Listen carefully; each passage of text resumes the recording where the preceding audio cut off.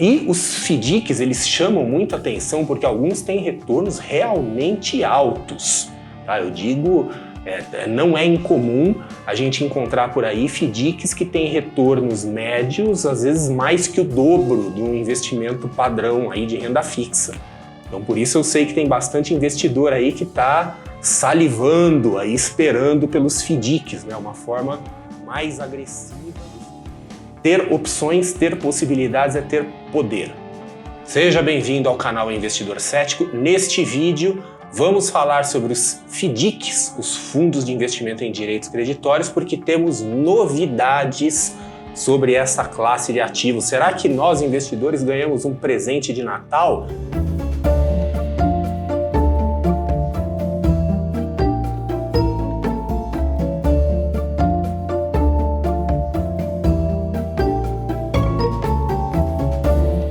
Então, no dia 23 de dezembro de 2022, uma sexta-feira, na véspera da véspera de Natal, último dia de pregão no mercado antes do Natal, a CVM, Comissão de Valores Mobiliários, a autoridade máxima aqui do mercado de capitais, soltou uma resolução, a resolução número 175, que trouxe mudanças bem grandes, bem significativas, bem impactantes nos fundos de investimento brasileiros. Ou seja, basicamente essa resolução está alterando tudo. E quando a gente espera assim, alguma coisa, alguma alteração vinda de um órgão do governo, de uma autoridade do governo, normalmente a gente já pensa assim, ih, lá vem bomba. Mas assim, na minha visão e na visão dos meus colegas aí com quem eu conversei, colegas de mercado com quem eu conversei aí ao longo do final de semana,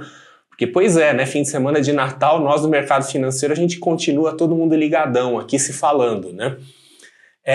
Nós vimos isso como uma coisa positiva. Eu particularmente vi essa resolução como uma coisa muito positiva, trouxe coisas interessantíssimas, inclusive coisas que dizem respeito aos tais FDICs, que são o objeto aqui desse vídeo, né, os fundos de investimento em direitos creditórios, que, entre outras coisas, agora eles passarão a estar disponíveis, disponibilizados para pequenos investidores, para investidores individuais, obviamente com algumas pequenas restrições que nós vamos conversar ao longo desse vídeo.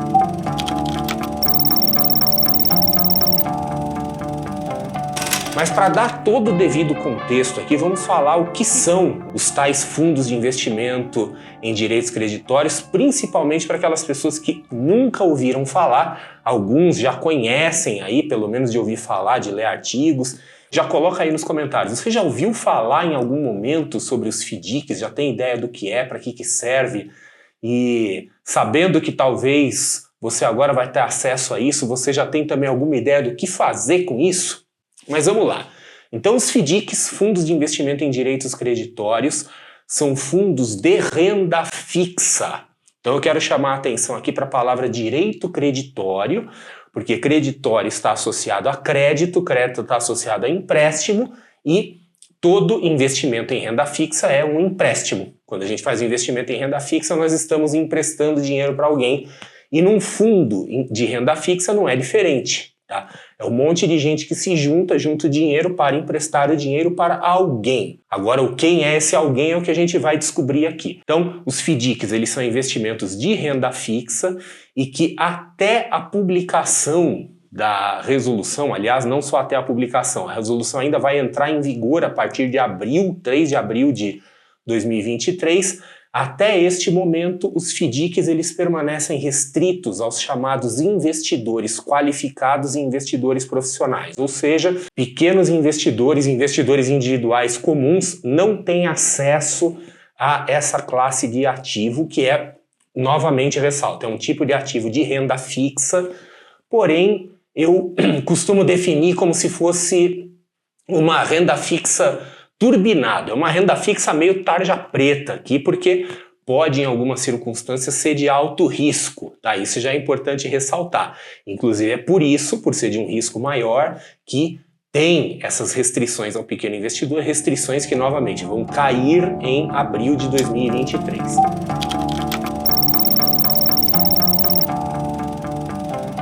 Vamos começar falando assim, o que são direitos creditórios? Ou pelo menos direitos creditórios neste contexto, porque todo título de renda fixa é a rigor um direito creditório. Então um título público negociado no Tesouro Direto é um direito creditório de um investidor que emprestou o seu dinheiro para o governo, né? E um título bancário, um CDB, mesma coisa, né? Direito creditório de alguém que emprestou dinheiro para um banco. Mas neste conceito aqui de dívida que não é nem pública nem bancária, a gente pode colocar aqui as debêntures, que são títulos emitidos por empresas, duplicatas, que são títulos emitidos por lojas, por comércio, para financiar a venda de produtos para os seus clientes, cheques pré-datados, são títulos de crédito, recebíveis de aluguel, então pessoas, empresas que têm imóveis, que têm contratos de aluguel com fluxo de caixa e querem antecipar isso, querem se financiar com isso, recebíveis de cartão de crédito, novamente de empresas de comércio que fazem vendas aí por cartão de crédito, contratos mercantis diversos, etc. Então tudo isso pode ser considerado direitos creditórios e que são então títulos de interesse de um FDIC, de um fundo de investimento em direitos creditórios, que vai basicamente comprar esses direitos, investir nesses direitos, né, vai antecipar esse valor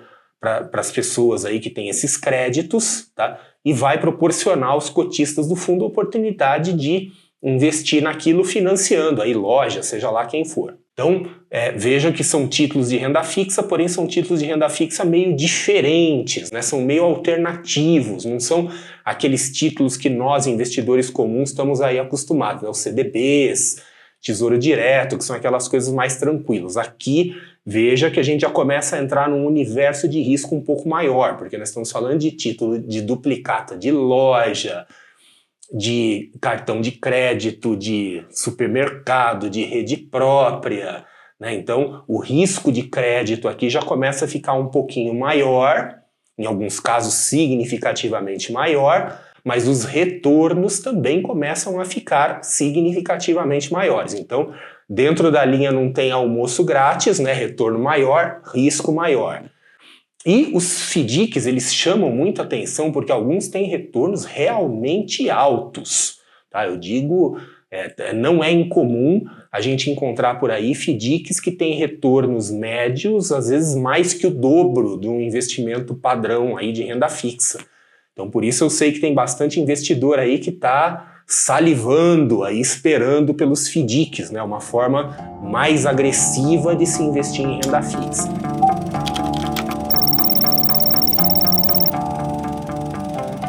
Ainda continuando aqui com a nossa explicação sobre os FDICs. Os FDICs são os chamados fundos estruturados.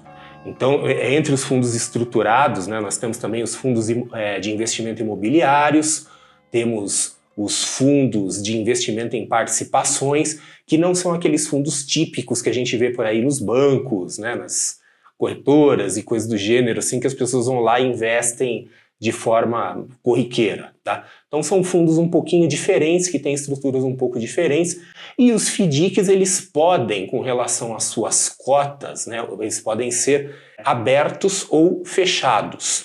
Então um fundo aberto é um fundo que permite entradas e resgates das cotas. As cotas, elas podem ser criadas e desaparecer. Isso é comum em fundos que você tem alta liquidez. Ou pode ser um fundo fechado, que é um fundo que você não consegue resgatar, tipicamente porque o portfólio, né, a carteira, não tem liquidez, não são títulos de liquidez, então a única forma do investidor sair daquele fundo é vendendo suas cotas para um outro investidor. Isso é o que acontece, por exemplo, num fundo de investimento imobiliário. Os fundos de investimento imobiliário são fundos fechados, porque a carteira deles não tem liquidez.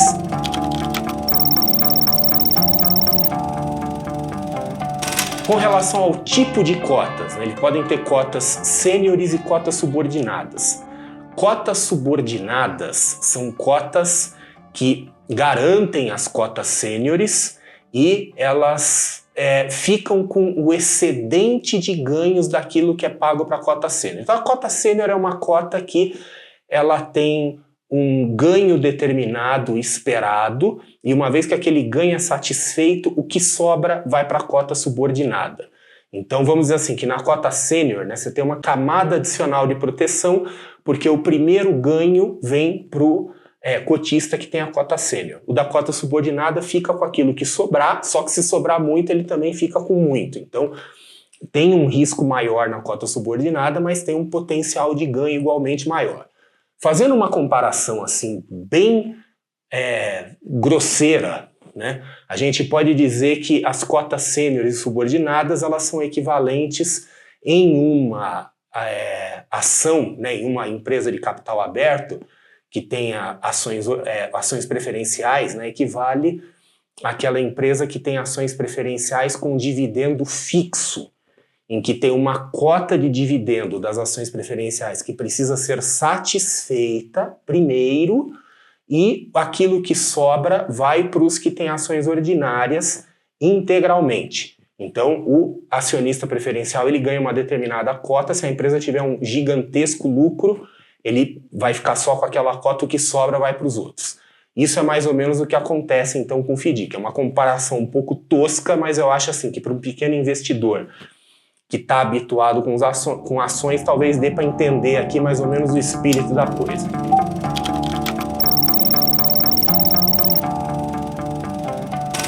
E por conta de todas essas características, então ressalto, FDICs são investimentos de renda fixa de risco maior. No mundo da renda fixa, a gente costuma classificar os investimentos com aquilo que a gente chama de hierarquia dos riscos, né? No topo dessa hierarquia, que são os investimentos mais seguros, estão os títulos públicos, que no Brasil são títulos federais, que tem lá o aval do Tesouro Nacional, então são ativos que são considerados como virtualmente de risco zero. Na segunda camada são os títulos bancários, que são aqueles títulos que têm cobertura de seguros de depósito, que no Brasil é dada pelo FGC, o Fundo Garantidor de Créditos, e a terceira categoria, o resto, que são aqueles títulos que não têm um mecanismo institucional como as outras duas categorias. Então aqui onde estão debêntures, CRIs, CRAs e todo o resto, inclusive os direitos creditórios, que a gente pode dizer assim que estão na base, estão ali no fundão de tudo. Por isso que a gente pode dizer que dentro do espectro de risco da renda fixa, os FDICs talvez estejam ali entre os instrumentos mais agressivos.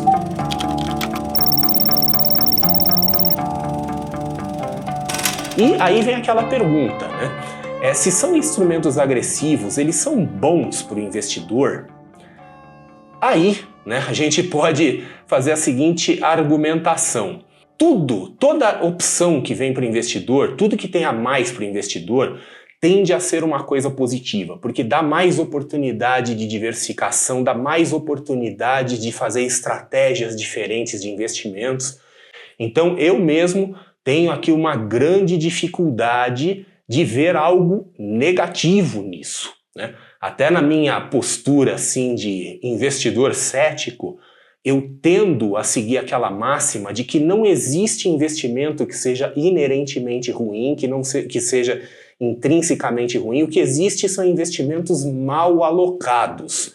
O que acontece muitas vezes é que pessoas, às vezes por ignorância ou por ganância ou por excesso de confiança, pegam investimentos que são muito agressivos e acabam exagerando, né? Quer dizer, acabam ignorando, negligenciando o gerenciamento de risco e entram com tudo.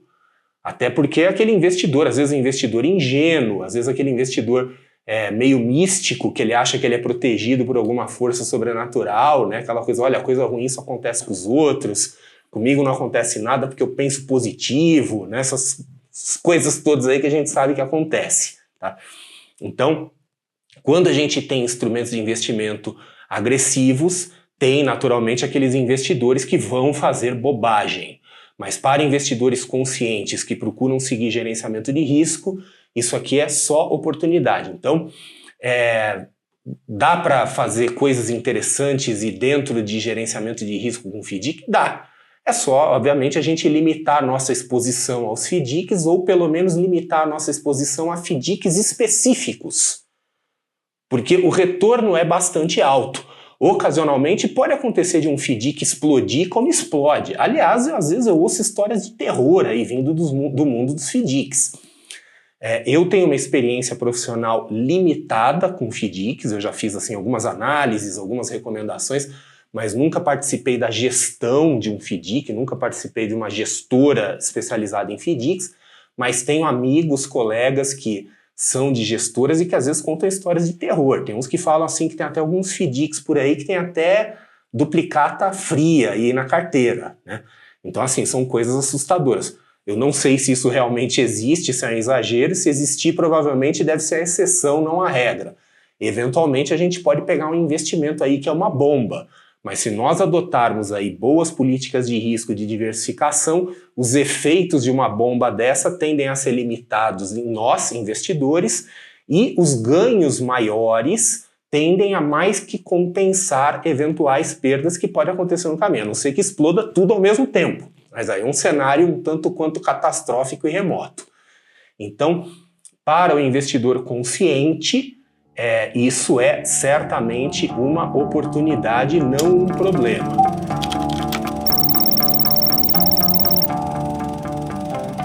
E tem mais, né? Aqui entre nós, eu estou de saco cheio dessa coisa de proibir todo mundo no mercado de fazer certos investimentos, certas coisas, porque tem meia dúzia de que vão pegar esse instrumento de investimento e vão usar de forma irresponsável e fazer mal a si próprios.